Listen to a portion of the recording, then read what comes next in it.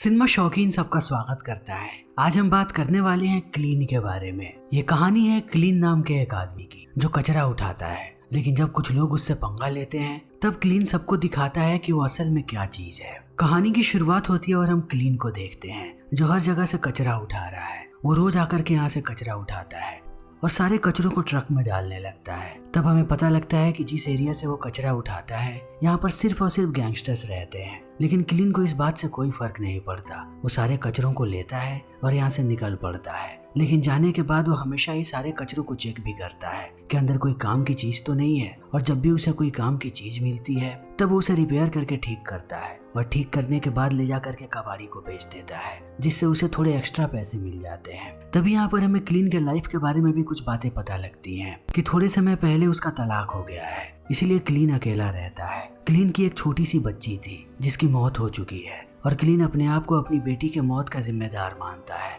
और जब भी उसे ये बात याद आती है तब वो फूट फूट के रोता है और ये ट्रॉमा उसका पीछा नहीं छोड़ रहा। क्लीन हमेशा ही अपनी बेटी के बारे में सोच करके परेशान होते रहता है और उसी चक्कर में उसने अपने आप को पूरी दुनिया से काट लिया है और क्लीन की जिंदगी ऐसे ही बीत रही है। इसी बीच हम क्लीन के एक पड़ोसी को देखते हैं जिसका नाम है डयाना। डयाना एक छोटी सी बच्ची है जिसका इस दुनिया में कोई भी नहीं है, इसीलिए वो अपनी दादी माँ के साथ रहती है। उसके माता पिता का बहुत ही पहले देहांत हो चुका है, लेकिन जब भी क्लीन इस बच्ची को देखता है उसे उस पर तरस आती है। वो हर बार उसकी मदद करते रहता है। तभी दूसरी तरफ हम माइकल नाम के एक गैंगस्टर को देखते हैं जो इस शहर के सबसे बड़े गैंगस्टर्स में से एक है, और वो जेल के बाहर खड़ा है क्योंकि आज उसका बेटा रिहा होने वाला है जिसका नाम है माइकी। लेकिन माइकी जैसे ही बाहर आता है उसके पास उसके बहुत सारे दोस्त चले आते हैं और माइकी उन्हीं के साथ मशगूल हो जाता है। वो अपने पिता की तरफ देखता भी नहीं और जानबूझ के उन्हें इग्नोर करता है। तब इस चीज को देखने के बाद माइकल बहुत गुस्सा होता है, लेकिन वो यहाँ पर कोई भी बखेड़ा नहीं करना चाहता, इसलिए शांत ही रहता है।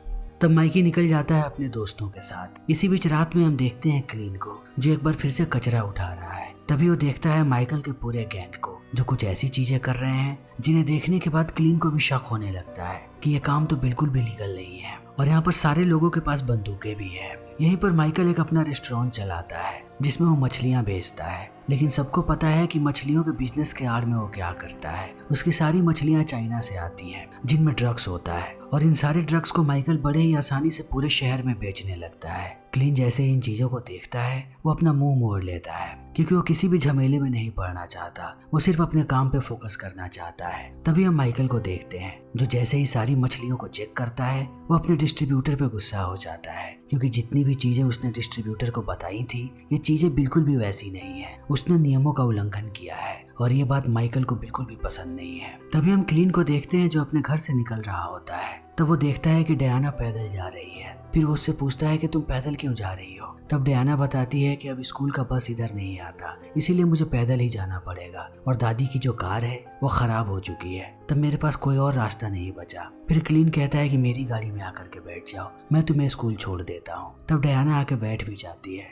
लेकिन क्लीन जैसे ही स्कूल से वापस आता है वो डयाना के बारे में ही सोचता है। वो नहीं चाहता कि डयाना पैदल जाए। तब वो अपनी बेटी की साइकिल निकालता है, उसे रिपेयर करता है और ला करके लगा देता है डयाना के घर के सामने। तभी अंदर से डयाना की दादी बाहर आती है जिसका नाम है ईथेल, और बाहर आते ही क्लीन को कहती है कि मैं तुम्हें हमेशा ही देखती हूँ यहाँ पे कि तुम हमेशा ही डयाना की मदद करते हो, तुम ऐसा क्यों कर रहे हो।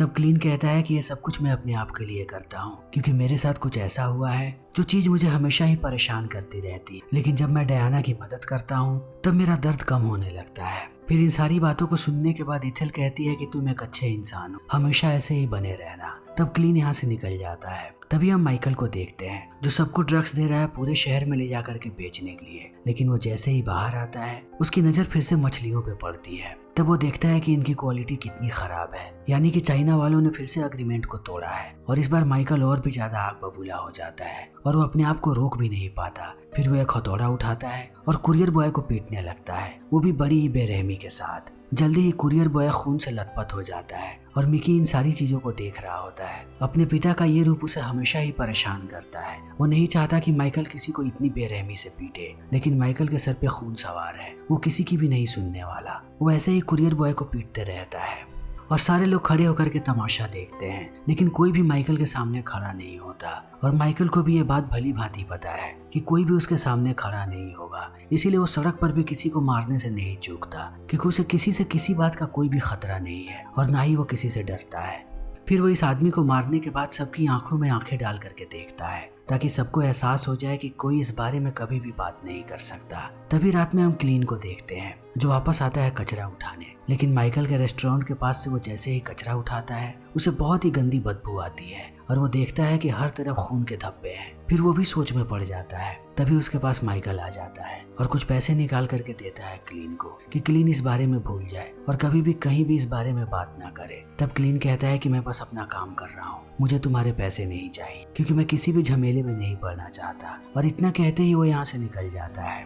लेकिन अगले दिन जब वो घर जा रहा होता है, तभी देखता है कि एक आदमी के पीछे बहुत सारे गुंडे लगे हुए हैं। तब वो अपनी गाड़ी रोक देता है और छुप जाता है। लेकिन गुंडे उस आदमी का पीछा नहीं छोड़ते, वो उसका पीछा करते हैं गली तक। लेकिन जैसे ही वो गली में रुकता है, सारे गुंडे उसे पीटने लगते हैं। तब क्लीन से ये चीजें नहीं देखी जाती और वो पीछे पीछे जाता है उस आदमी को बचाने के लिए। लेकिन वो कुछ करता उससे पहले एक गुंडा आकर के उसके सर पे बहुत ही जोर से वार करता है। तब क्लीन बेहोश होकर के नीचे गिर जाता है और जब उसकी आंख खुलती है, तब वो अपने आप को हॉस्पिटल में पाता है डॉक्टर के सामने, जो उसका इलाज कर रहा है। तब डॉक्टर उसे बताता है कि तुम बहुत समय से बेहोश हो, तुम्हारे सर पे जो चोट लगी है वो चोट बहुत ही ज्यादा गहरी है, तुम्हें इसका ख्याल रखना पड़ेगा। तुम बहुत लकी हो कि जिंदा बच गए, ऐसा चोट लगने के बाद कोई भी जिंदा नहीं बचता। मैं चाहता हूँ कि तुम हॉस्पिटल में एडमिट हो जाओ और इन सारी दवाइयों को लो अगले कुछ महीनों के लिए। तब क्लीन कहता है कि मैं ऐसा कुछ भी नहीं करूंगा और ना ही मुझे तुम्हारी दवाइयाँ चाहिए। और इतना कहने के बाद वो यहाँ से निकल जाता है। लेकिन वो जैसे ही बाहर आता है, वो डायना को देखता है गली के कुछ गुंडों के साथ। तब वो भड़क जाता है और डायना को कहता है कि बच्चे तुम यहाँ पर क्या कर रहे हो, गाड़ी में बैठो, मैं तुम्हें घर छोड़ देता हूँ। तब डायना कहती है कि तुम ये क्या बोल रहे हो, तुम मेरे पिता नहीं हो, मेरी मर्जी जहाँ होगी मैं वहाँ जाऊंगी, तुम मुझे मत बताओ कि क्या करना है। तब क्लीन कहता है कि तुम्हें पता भी नहीं है कि यहाँ पर तुम्हारे साथ क्या हो सकता है, इसीलिए अभी के अभी गाड़ी में बैठो और यहाँ से चलो। तब इस बात को सुनने के बाद एक गुंडा आगे आने लगता है। वो क्लीन को गंदी गंदी गालियाँ बकता है और उसे पीटने के लिए भी कहता है। तब ये सारी चीजें कहीं ना कहीं डायना को डिस्टर्ब करती हैं और वो आ जाती है क्लीन के पास। इसी बीच रात में हम देखते हैं माइकल को, जो माइकी के साथ खाना खा रहा है। लेकिन खाना खाते समय वो माइकी पे गुस्सा हो जाता है और कहता है कि तुम दिन भर मटर गश्ती करते हो अपने आवारा दोस्तों के साथ और तुम्हें समझ में भी नहीं आता कि तुम्हारा बाप कितना काम कर रहा है। मैं चाहता हूँ कि तुम अपने आवारा दोस्तों का साथ छोड़ो और बिजनेस में आकर के मेरी मदद करो, क्योंकि आगे इस बिजनेस को तुम्हें ही चलाना है। तुम्हें पता होना चाहिए कि ड्रग्स के धंधे को कैसे हैंडल करते हैं, ये धंधा बिल्कुल भी आसान नहीं है। तब इन बातों को सुनने के बाद माइकी गुस्सा हो जाता है और उसका गुस्सा इतना तेज है कि वो अपने पिता पे चाकू तान देता है और ये भी कहता है कि अगली बार से मेरे दोस्तों को आवारा मत कहना और ना ही मैं आपके बिजनेस में हाथ बटाने वाला हूँ और आज के बाद मैं घर भी वापस नहीं आऊंगा। इतना कहने के बाद वो घर छोड़ के भाग जाता है। तभी हम क्लीन को देखते हैं जो घर वापस आ रहा है। इसी बीच वो एक वीरान घर को देखता है, जिस घर के सामने डायना की साइकिल लगी हुई है। इस घर में गुंडे मवाली आते हैं, ज्यादातर लड़कियों को लेकर के। वो नशा करते हैं और यहाँ पर उनका बलात्कार करते हैं और ये बात क्लीन को पता है, इसीलिए वो जल्दी ही गाड़ी से निकल करके अंदर जाता है। तब वो देखता है कि यहाँ पर हर तरफ लड़के फैले हुए हैं और एक लड़का जबरदस्ती कर रहा है डायना के साथ। इन लोगों ने यहाँ पर कैमरा भी लगा रखा है ताकि वो सारी चीजों को रिकॉर्ड करे और इस वीडियो को पूरे शहर में फैला दे। लेकिन अब क्लीन इन चीजों को देख करके आग बबूला हो जाता है। वो एक रॉड उठाता है और उससे एक एक करके सबको पीटने लगता है। जो भी उसके सामने आता है, क्लीन उसे बड़ी ही बेरहमी से पीटता है और सबको पीटने के बाद वो जाता है डायना के पास। लेकिन जब वो डायना को लेकर के जा रहा होता है, तभी उसकी नजर पड़ती है एक लड़के पे और उसे एहसास होता है कि ये माइकल का बेटा माइकी है, जिसकी हालत बहुत ही ज्यादा खराब है। तब क्लीन डायना को लेकर के निकलने लगता है, क्योंकि जल्दी यहाँ पर पुलिस वाले आ जाएंगे और कहीं माइकल भी आ सकता है। फिर वो डायना को लेकर के चला जाता है। तब माइकी को डॉक्टर लेकर के जाते हैं और बहुत दिन तक इसका इलाज चलते रहता है, माइकल के घर पर ही।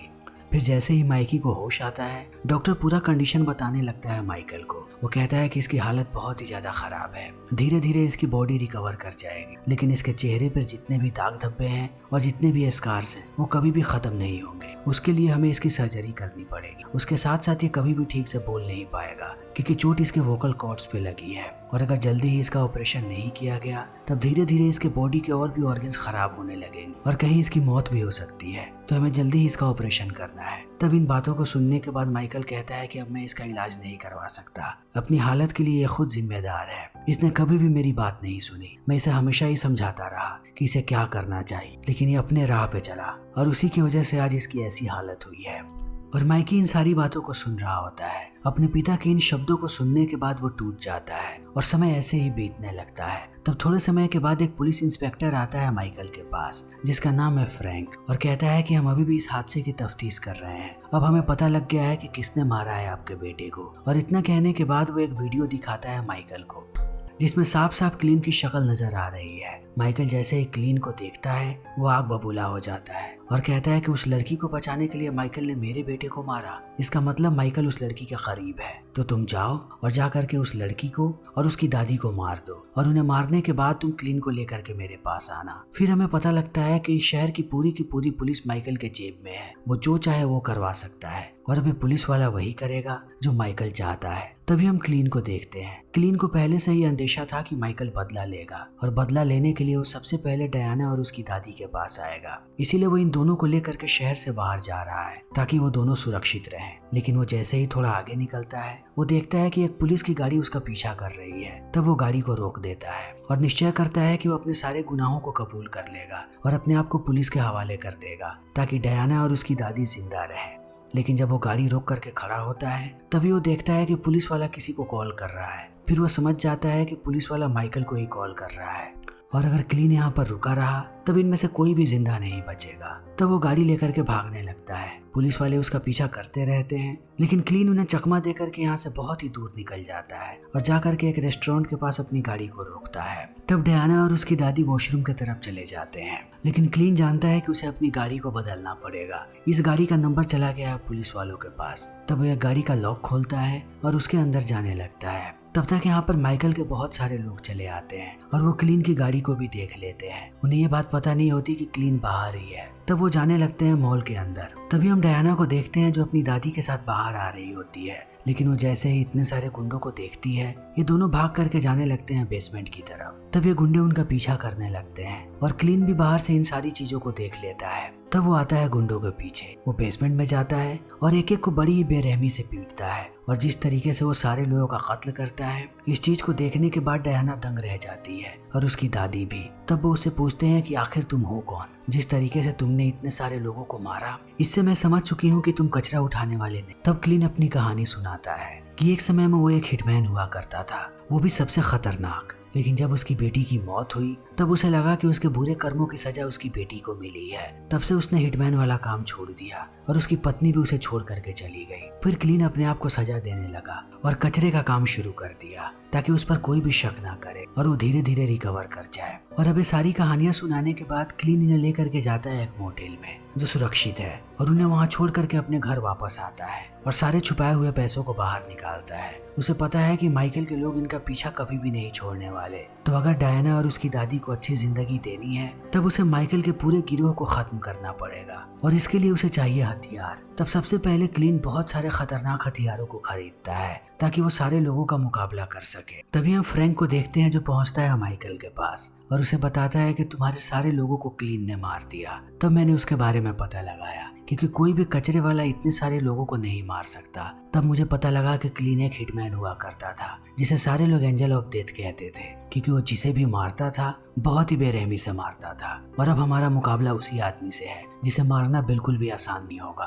तभी माइकल का फोन बजता है। वो जैसे ही फोन उठाता है उसे क्लीन की आवाज सुनने को मिलती है। क्लीन माइकल को कहता है कि मैं आ रहा हूँ तुम्हारे पास, अपने जितने सारे लोगों को इकट्ठा कर सकते हो कर लो क्योंकि अब मैं किसी को भी जिंदा नहीं छोड़ूंगा। तब इन बातों को सुनने के बाद कहीं ना कहीं माइकल भी डर जाता है और उसे भी अब पता लग चुका है कि क्लीन क्या कर सकता है। फिर वो अपने सारे लोगों को इकट्ठा करता है और कहता है कि जितने सारे हथियारों को तुम लोग ला सकते हो सारे के सारे हथियारों को ले आओ और हर वक्त आकर के चौकन्ना रहो। तभी हम क्लीन को देखते हैं जो अपने सारे हथियारों को मॉडिफाई कर रहा है और नए नए हथियार भी बना रहा है, उसके साथ साथ बॉम्ब्स भी। फिर वो सारे हथियारों को लेता है और अपने गार्बेज ट्रक के साथ निकल पड़ता है और आते ही ट्रक लेकर के घुस जाता है माइकल के घर के अंदर, वो भी उसकी दीवार तोड़ करके। तब इस घर की पूरी बिजली भी चली जाती है और चारों तरफ सिर्फ और सिर्फ अंधेरा होता है। तब क्लीन बाहर निकलता है और एक एक करके सबको गोली मारने लगता है और थोड़े ही समय में वो माइकल के सारे लोगों को ढेर कर देता है। लेकिन माइकल उसे अभी भी कहीं भी नजर नहीं आ रहा। तब वो चारों तरफ उसे ढूंढने लगता है। इसी बीच हमें पता लगता है कि माइकल अलमारी में छुपा है और वहीं से वो गोली चलाता है क्लीन पे। तब क्लीन बच जाता है और माइकल पे गोलियां चलाने लगता है। इसी बीच इन दोनों में घमासान लड़ाई होने लगती है, लेकिन अंत में क्लीन माइकल को मार करके नीचे गिरा देता है। लेकिन वो उसे गोली मारता उससे पहले यहाँ पे माइकी आ जाता है और अपने पिता को बचाने के लिए क्लीन पे बंदूक तान देता है। तब अपने बेटे को देखने के बाद माइकल बहुत खुश होता है। उसे लगता है कि अब माइकी मार देगा क्लीन को, लेकिन माइकी अपने पिता को ही गोली मार देता है और वो क्लीन पर भी गोली चलाने ही वाला होता है। तभी उसकी गोलियां खत्म हो जाती हैं और क्लीन जिंदा बच जाता है। लेकिन क्लीन को पता है कि अब माइकी जेल जाने वाला है अपने पिता को मारने के लिए। तब वो भी वापस आ जाता है और अब समय ऐसे ही बीतने लगता है और थोड़े समय के बाद हम डायना को देखते हैं जो सड़क पर साइकिल चला रही है और वो सारे खतरों से आजाद है। अब उसे किसी से किसी बात का कोई भी खतरा नहीं। तभी वो सामने से देखती है गार्बेज ट्रक को आता हुआ। फिर वो समझ जाती है कि ये क्लीन है और क्लीन को देखने के बाद वो बहुत खुश है। फिर इसी के साथ ये फिल्म यहीं पे खत्म हो जाती है। तो दोस्तों, हमारी आज की ये वीडियो यहीं पे खत्म होती है। अगर आपको हमारी ये वीडियो पसंद आई हो तो इसे लाइक करें, शेयर करें और चैनल को सब्सक्राइब करें। Thank you.